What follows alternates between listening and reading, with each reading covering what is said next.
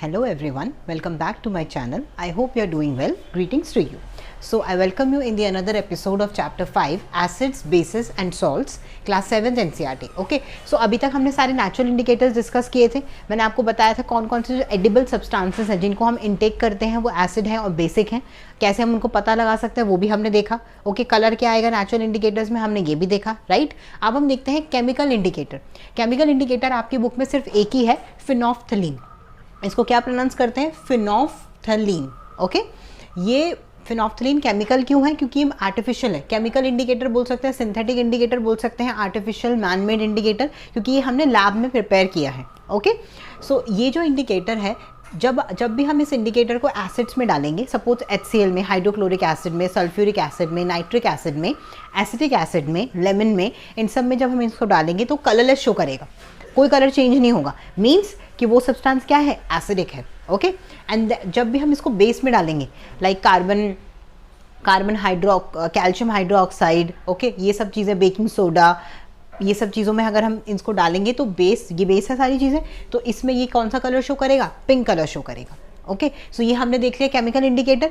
Next अब हम देखते हैं कि न्यूट्रलाइजेशन रिएक्शन क्या होता है. न्यूट्रलाइजेशन वर्ड से आपको पता चलता है न्यूट्रल होना.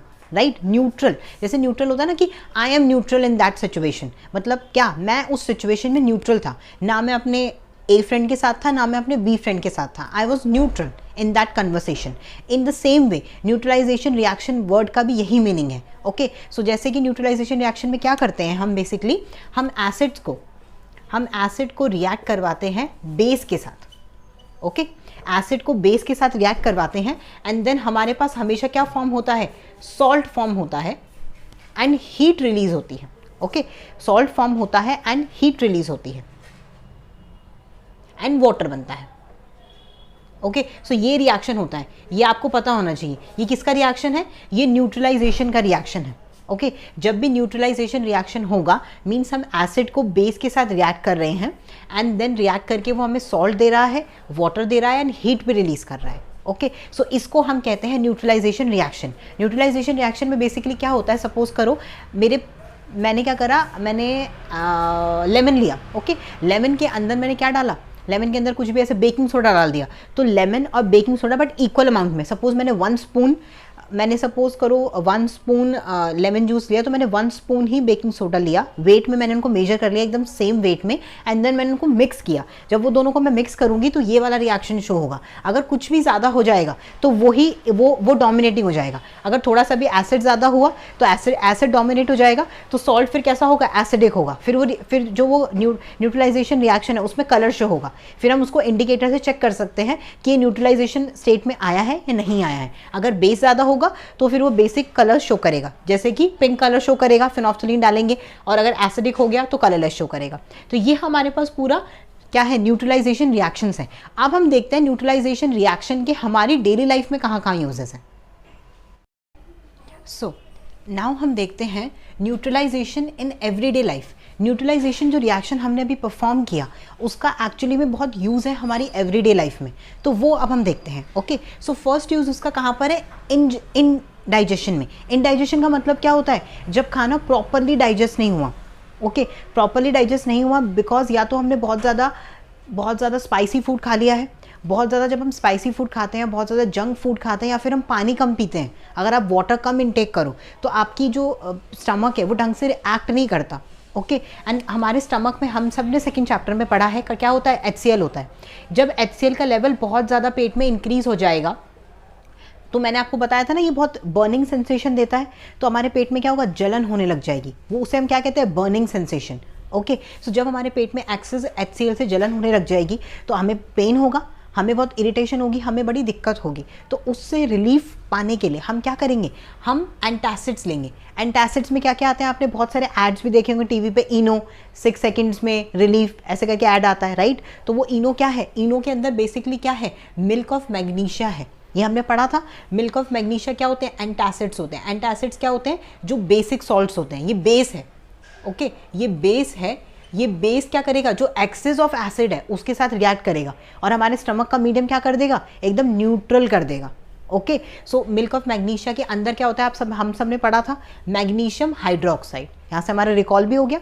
ओके, सो ये हमारा इंडाइजेशन में यूज़ हो गया न्यूट्रलाइजेशन का। नेक्स्ट हम देखते हैं जब हमें एंट बाइट करती है, जब भी आपको चींटी काटती है, अब आपको पता है आपको क्या करना है। जब भी आपको एंट बाइट करती है, एंट के जो स्टिंग होता है, ओके, एंट का जो वो पॉइजन होता है जो हमारे बॉडी में जाता है, उसके अंदर वो क्या होता है, बेसिकली वो फॉर्मिक एसिड होता है।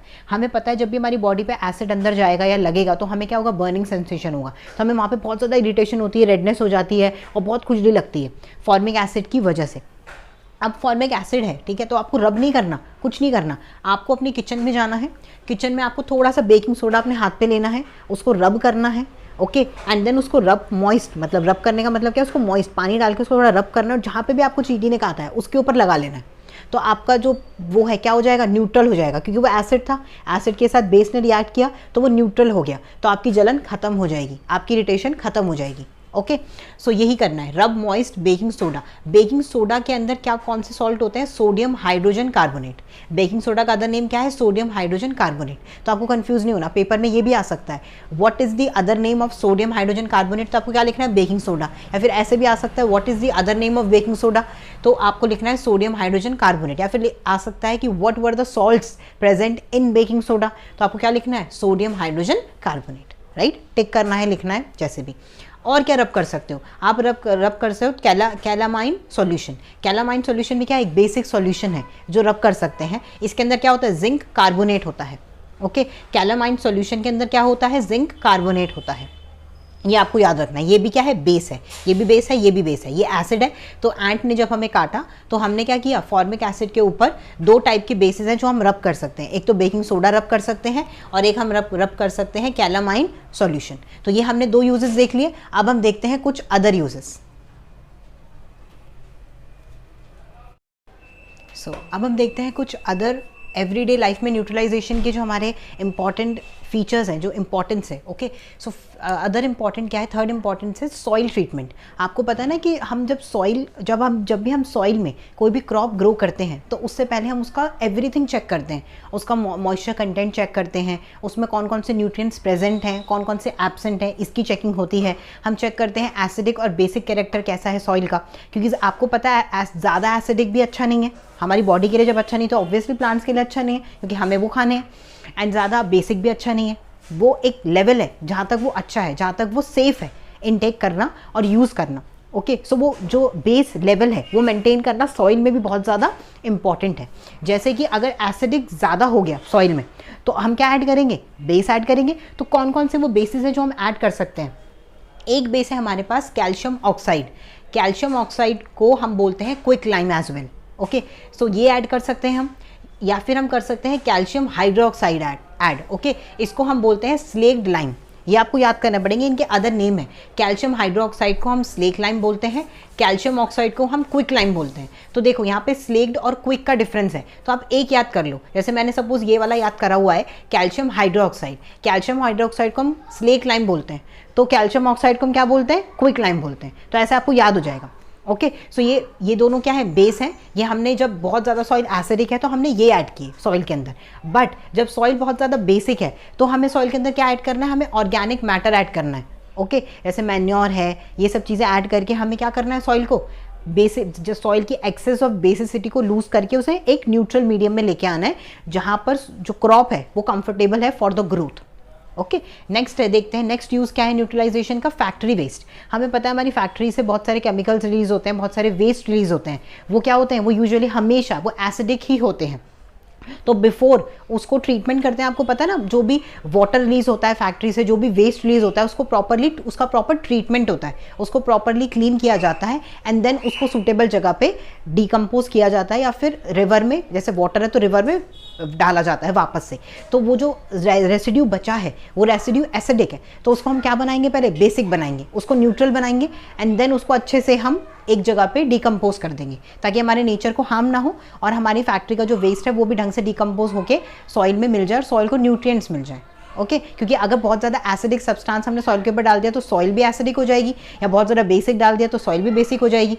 तो हम उसको अच्छे से ट्रीट करके उसमें सारे हार्मफुल केमिकल्स को रिमूव करके उसको न्यूट्रल करके एंड देन हम उसको डिकम्पोज करते हैं फैक्ट्री वेस्ट को। ओके, सो ये सारे न्यूट्रलाइजेशन के यूजेस थे हमारी डेली लाइफ में जो हमने चेकआउट किए। मैंने आपको सिंथेटिक इंडिकेटर भी बता दिया, उसका कलर भी बता दिया, वो भी आपको याद रखना है।